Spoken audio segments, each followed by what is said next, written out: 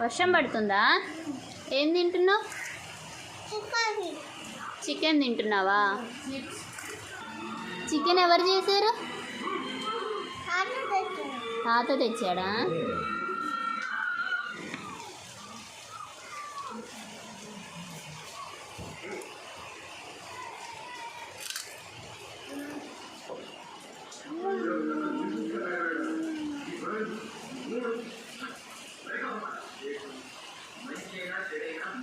బాగుందా వర్షం?